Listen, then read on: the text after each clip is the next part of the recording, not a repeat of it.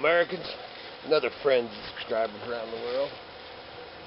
So we're back again. I'm getting quite the pile of snow, no, but quite the pile of knives I need to make. So man, it's warmed up a little bit today. Actually, last night it stayed, I don't know, maybe right at freezing, a little bit above freezing all night last night. And, so man, now the snow's heavy as all get up. But I'll show the trail when I walk out of here. But I'll get this stuff dug out because I'm gonna pound me out some knives today. I'll show a little bit of that, a little bit of the shoveling that. Tell you what, I could do hours and hours and hours of video of shoveling.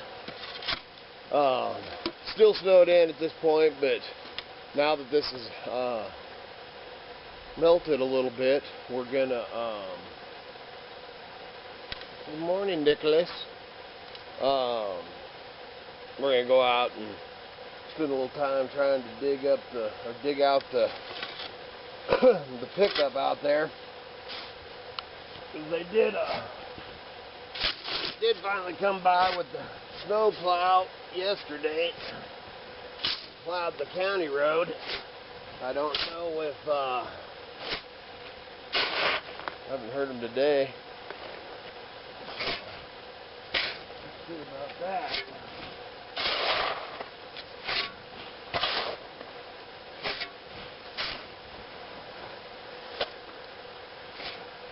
And then supposed to get active flipping around 0 next week. That part I ain't looking forward to. I can handle this crap. I can dig this. Oh, it's supposed to snow for a couple days first, though. This weekend.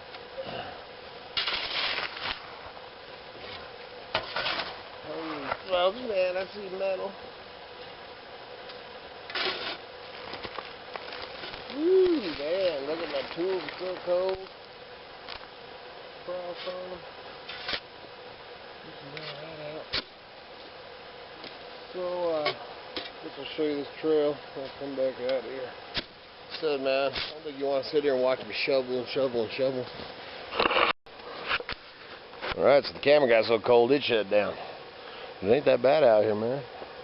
Compared to what it has been, it's like springtime. So you can see my path here, man. So I was thinking, now that I'm getting these walls around here, I could just stick some lodge poles in there and throw a roof over it. Have a little igloo blacksmith shop. What you think, man? What you doing? Huh? What you doing, Nicholas? What are you doing, Dak? What you doing, Dak? Yeah, the boys have been climbing up on this pile here and eating my dang trees and tearing them down. Kept on hearing weird stuff last night. I came out and they're both standing up out here. Yeah, they like that, being able to get into trees that they usually can't get to, don't you?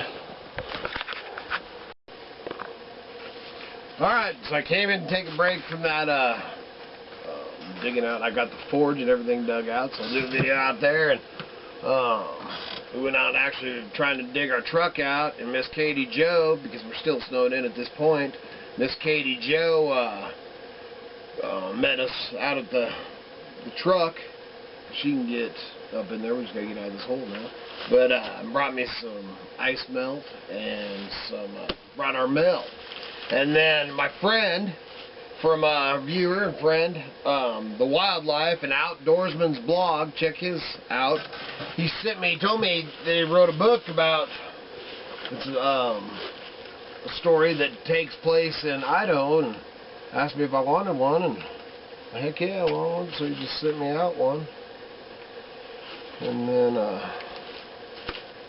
let's share that opening it up. Oh, it's a thick one too. It's a thick one. Alright. Whoa. Don't be dropping that stuff. This gosh. Oh, that's awesome. Yeah. Got the cards made up. Oh, that's cool. Wildlife. Man, make sure you check out his videos. I've checked out a few. Him and Yellow, man, we got, not Yellow Pine, but Atlanta. We got lots of, man, we talked for a long time about Atlanta, Idaho, because it's his favorite, and he's actually got some property up there. And we almost bought some property. I wish we would have up there. This would have been a bad winter up there. Wow. So different. A chief of police, too. In Rogue River. And I don't know if I ever told you on there, but I actually lived in Jacksonville, Oregon, and Sam's Valley outside of White City, Oregon for a while when I lived over there. But yeah, look at that, man. So go ahead and check out his book, Fiction Thriller. It all takes place in Idaho. I could read it. I'm excited to read it. No, I mean I could read the back. Yeah, the back. Oh, I'm going to read it. Yeah, definitely. Yeah, Miss Kitty will probably snag it first. Yeah. When tyrants rise, so will good men. That's awesome. I'm going to read this back of it a little bit. After 6 long years of political genocide carried out against the American people by the administration of President Benjamin Franklin Luter, the nation is stunned when Luter announces that he is issuing an executive order to suspend the next presidential election for the good of the country, giving him an unappreciated and unconstitutional third term as president. Luter, I ain't got my glasses on here, so. Luter has slowly and systematically robbed the citizens of various liberties and freedoms through similar acts, and in the process he has nearly destroyed the once greatest country on earth. However, his environmental policy of green communism has done the most damage of all, resulting in a nationwide energy shutdown or slowdown, which has crippled every level of the industry. Make my life a little bit easier. There you go. Now, where was I? Now I can actually see industry. Crippled every industry. It now costs the average American $11 for every gallon of gasoline they put in their tanks, and in the winter, the elderly freeze like cordwood in their unheated homes because they cannot afford heating oil. Like any clever I can't pronounce that name. Luter does not suffer from the lack of visionary delusions. Idaho's unspoiled Sawtooth Mountain Range, baby. Mm-hmm. Which is Atlanta. Right out of Atlanta. You're on the backside when you're in Atlanta. Mm-hmm. I think he's right. I think he's writing his own story. Yeah. Sawtooth Mountain. See, that threw me off. I was so excited. Luter suffer. Anyway, man, it sounds good. I'm excited to read it.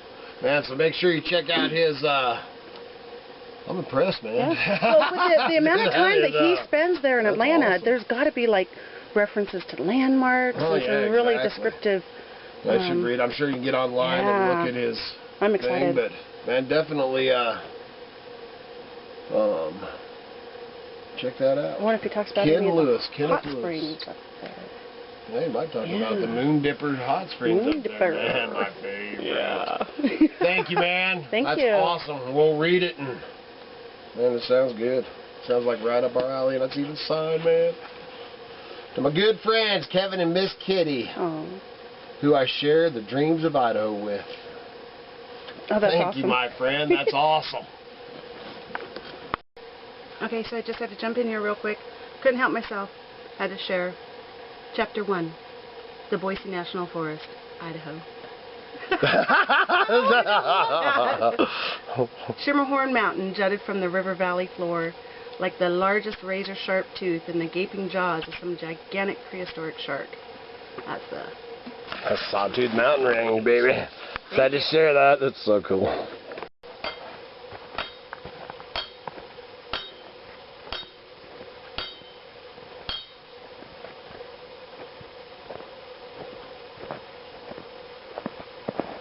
You did good on this trail. Pretty, ain't it? Yeah. Alright, so we finally got to the forge. And of course I had to go dig out my char. Then it was all wet. So then I knew I had a stash of pitch over there. So I ended up digging out the pitch. And it smells good. Get the char going. So now we got that. So the folks that, because I'm doing three railroad spike knives right now. So did get a little behind, so I apologize for that. Not much I could do about it. I had to shovel my way to everything. Which I'm going to try to keep this shovel out a little more. I think I said that last time. But Well, it was that 2-day storm. yeah, well, we got another 2 days going, but I'm going to have these ones, I'll have them pounded out, hopefully twisted and stuff tonight. And I'll be out here working on these till dark.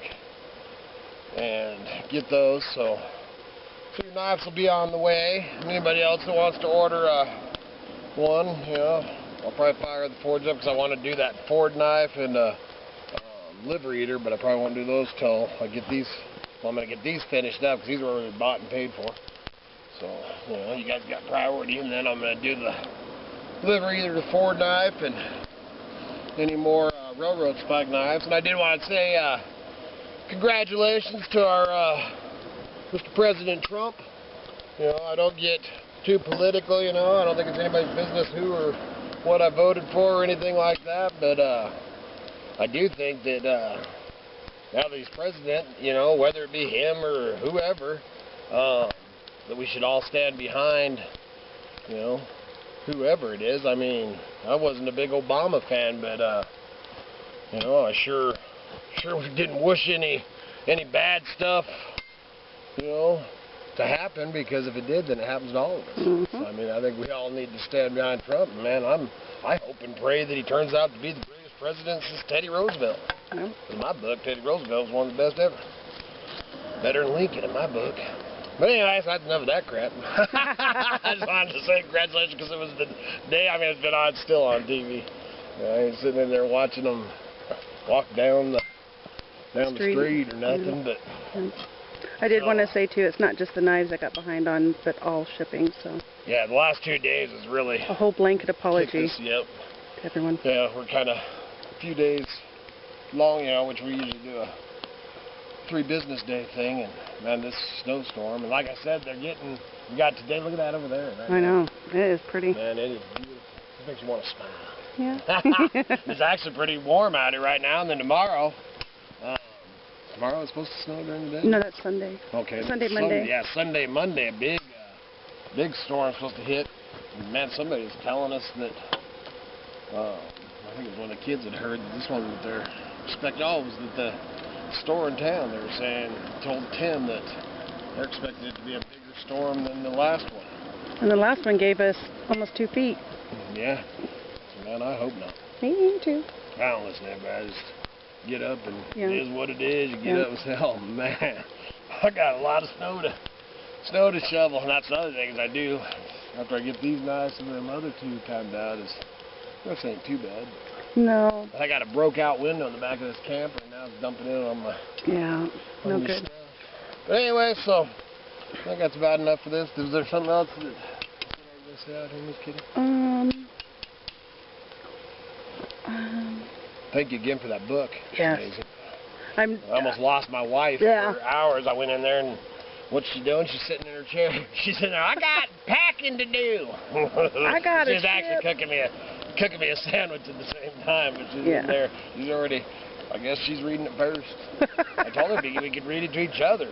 Well, how can I read it to you if you're beating on metal? You come sit in that snowbank there and read away. I'd love to hear it. Yeah. I have to take breaks and I'm pounding them. I think that'll be a nighttime read. All right, we almost got the truck out, so we're almost not. Actually, as soon as I have to put some more, well, let's sit here and talk on this video. And this is the prime coals right now, but I'm going to go out.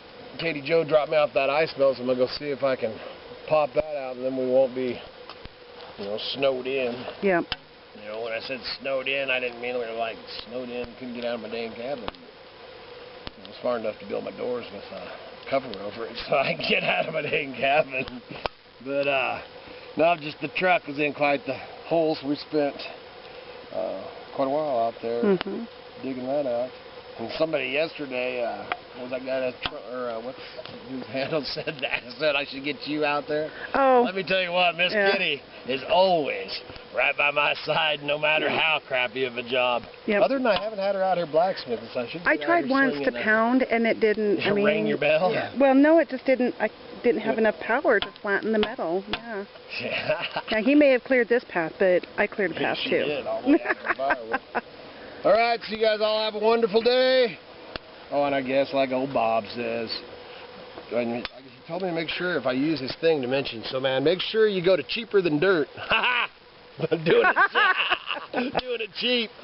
But check out old Bob. So old Bob told me I can use his phrase as long as I mention him. So you guys all have a wonderful day and a better tomorrow.